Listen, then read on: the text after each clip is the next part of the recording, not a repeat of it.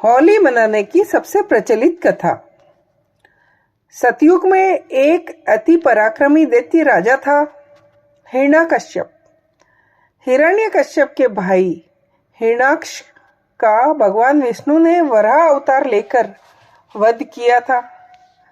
इस कारण हिरण्यकश्यप उन्हें दुश्मन मानता था। हिरण्यकश्यप का विवाह कयाधु से हुआ, जिससे उसे प्रहलाद नामक पुत्र की प्राप्ति हुई। हिरण्यकश्यप ने मनचाहे वरदान के लिए ब्रह्मा की तपस्या शुरू की। इस दौरान देवताओं ने उसकी नगरी पर आक्रमण कर दिया और वहां अपना शासन स्थापित कर लिया। उस समय देवर्षि नारद मुनि ने कयाधु की रक्षा की और अपने आश्रम में स्थान दिया। वहीं पर हिरण्यकश्यप के पुत्र प्रहलाद का जन्म हुआ। देवर्षि नारद मुनि की संगत में रहने के कारण प्रहलाद भगवान विष्णु का भक्त बन गए। उधर कई वर्षों तक तपस्या के बाद हिरण्यकश्यप को ब्रह्मा ने दर्शन दिए। हिरण्यकश्यप ने वरदान मांगा कि मेरी मृत्यु मनुष्य या पशु के हाथों न हो, न ही किसी अस्त्र से, ना दिन व रात में, ना भवन के बाहर और ना ही अंदर, न भूमि न आकाश में हो। कुल मिलाकर अपनी समझ में उसने अमरता का वरदान मांगा। ब्रह्मा ने उसे यह वरदान दे दिया, किंतु इसके बाद वह निरंकुश हो गया। वह ऋषि मुनियों की हत्या करवाने लगा और स्वयं को भगवान घोषित कर दिया, किंतु स्वयं उसका पुत्र प्रहलाद विष्णु भक्ति में लीन रहता था। यह बात हिरण्यकश्यप को पता चली तो वह गुस्से से फट पड़ा। बार बार समझाने के बाद भी प्रहलाद ने जिद नहीं छोड़ी तो उसने उसे मारने का फैसला कर लिया। हिरण्यकश्यप की एक बहन थी, होलिका। होलिका को भी भगवान ब्रह्मा से एक वरदान मिला था, यह है कि उसे अग्नि जला नहीं सकती।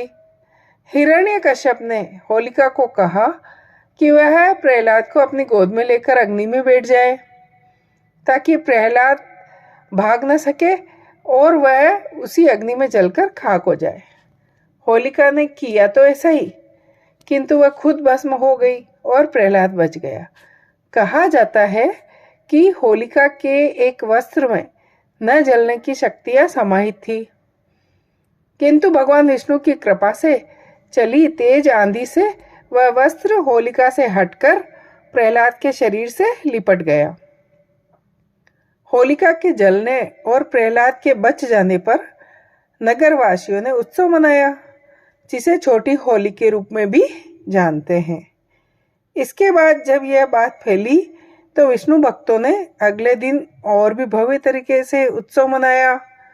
होलिका से जुड़ा होने के कारण आगे इस उत्सव का नाम ही होली पड़ गया।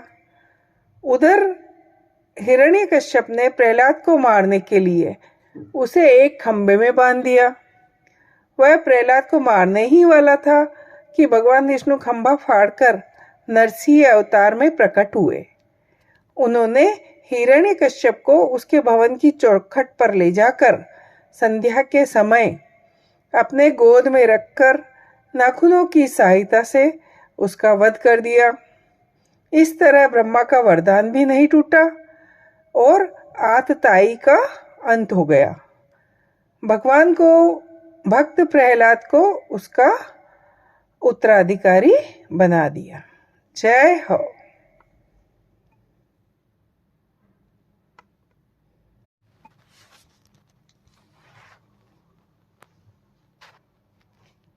होली मनाने की सबसे प्रचलित कथा। सतयुग में एक अति पराक्रमी दैत्य राजा था, हिरण्यकश्यप।